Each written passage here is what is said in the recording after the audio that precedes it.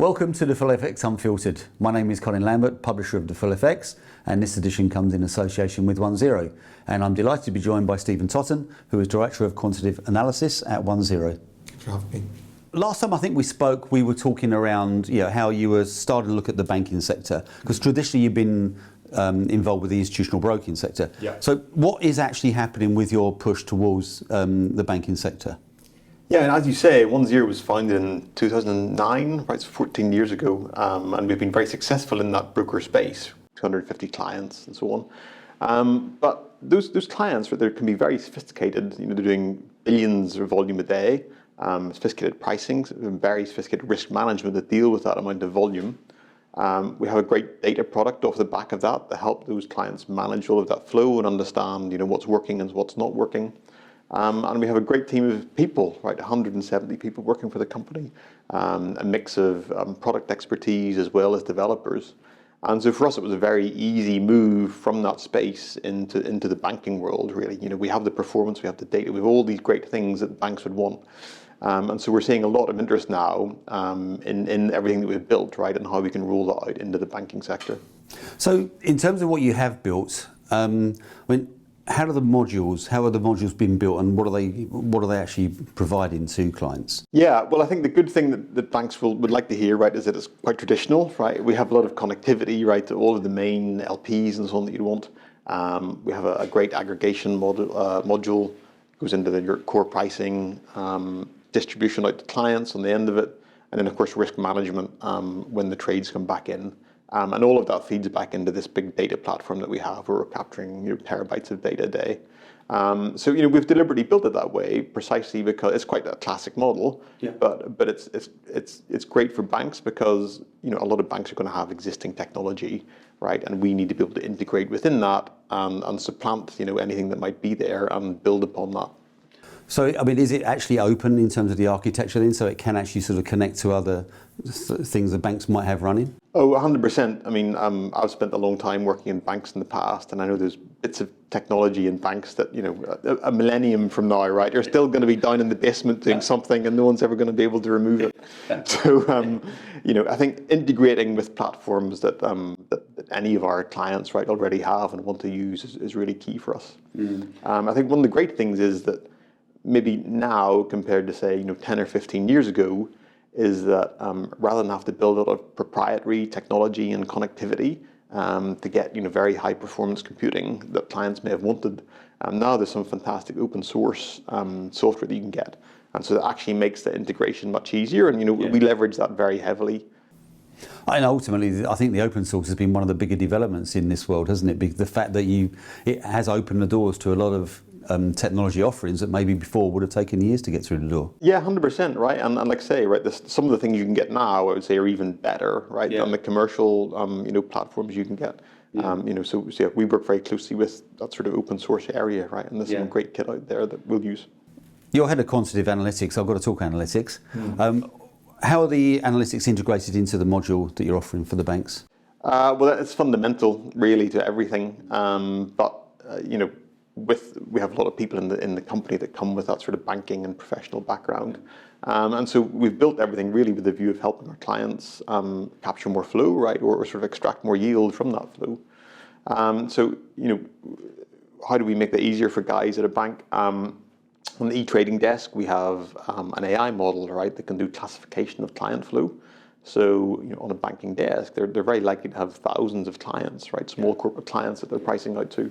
And so having a system which can automatically categorize these clients and really just flag up clients whose behavior is changing is a great efficiency and time saver for those traders. We also have a lot of analytics around internalization potential. So, if you're executing at the minute and you're kind of back-to-backing your flow, if you were to instead internalize and warehouse that flow and execute it in a more passive way, or if you're skewing your prices out to certain clients, how is that really working? Maybe would changing that approach help you exit your risk a little bit more quickly, or should you maybe slow down and capture a little bit more yield from that? Yeah. And thirdly, on the distribution side of things, out to the big multi-dealer platforms, analytics to really help our clients understand where they're doing well, and where with a few tweaks they could capture sort of an even higher share of wallet, or maybe make some of the flow that they're missing out on is actually could be quite attractive if they tighten up their pricing a little bit and get more volume from them.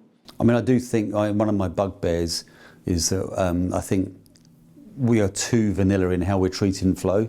I think there are occasions, there we go, there is certain flow you'll be seeing that you can, to your point, actually hold this for a bit longer. Yeah. It doesn't have to be internalised immediately. There is value there and you can grab more yield. And I guess it's the way we're changing is moving towards that more flexible model. What other innovations do you think are you working on in the analytics space? There's a huge amount there.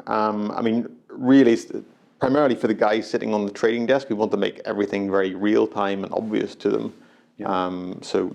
As they're sitting trading, right, there's lots of kind of metrics flashing up to flag to them in real time that, things are progressing, and they may want to tweak the hedging model or to tweak their pricing model to either accelerate or slow down that risk management process. But I think very importantly for banks on the sell side, giving the salespeople as much information as possible around the requests that they're seeing from their clients.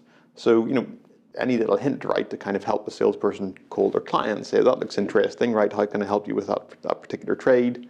If there's for a corporate flow, right, if they've got a payment that's maturing very soon, right, to flag that up to them to say, give your client a call, does he want to roll that, etc.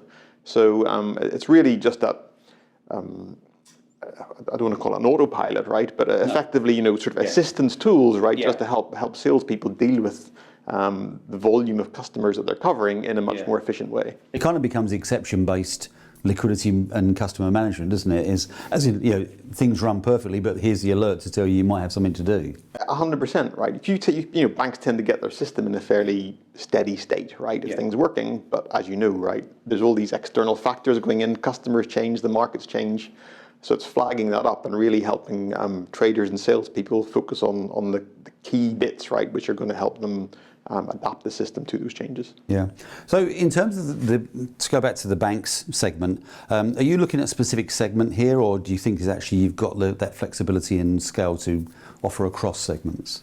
Oh no, absolutely across segments. As I mentioned, some of the largest clients that we've worked with are doing huge amounts of volume a day. So our system can scale all the way from sort of a small local bank all the way up to a very, very large multinational. And plus the component-based architecture that we've built. Obviously, a smaller bank may want to take a more complete offering that's kind of doing front to back, integrating with their front office system. Whilst a larger bank may just want to take one particular component where we can, offer better data, right, or higher performance, etc., and slot that into their framework.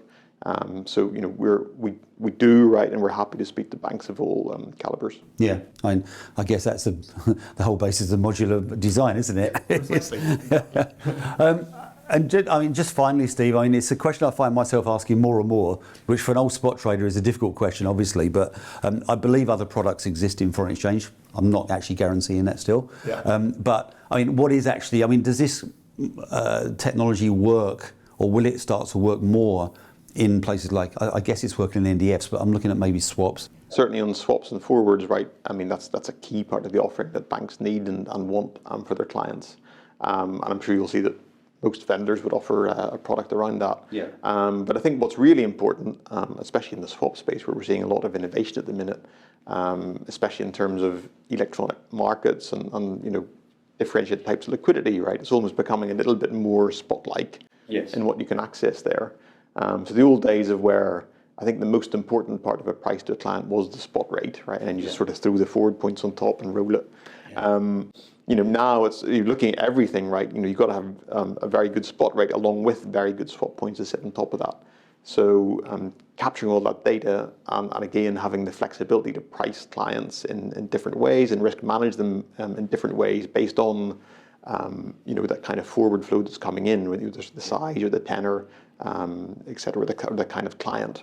Having all that flexibility to price that in a different way, risk manage it in a different way, and also analyze the data off the back of that is becoming increasingly important. And I suspect that we're going to see, or I suspect you will see more demands in that space, because the discussions I have with people is that banks are very much going, okay, well, we're fairly comfortable with our spot.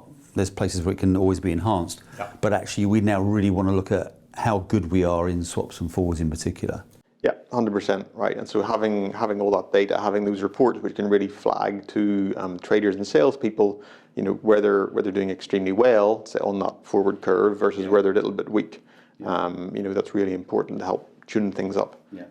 Especially on a forward desk where they're dealing with so many different crosses and so many different dates as well. So managing all your the turns and the central bank dates and so on that curve is very complicated. So having tools to help them flag up where they should pay a little bit more attention is very important. That's why I was always a spot dealer. Couldn't handle all this complexity. Much easier. Steve, as always, great to talk to you. Thanks for your time today. And hopefully we can do this again soon. To everyone, thanks for watching, and we'll be back again soon. Thanks a lot.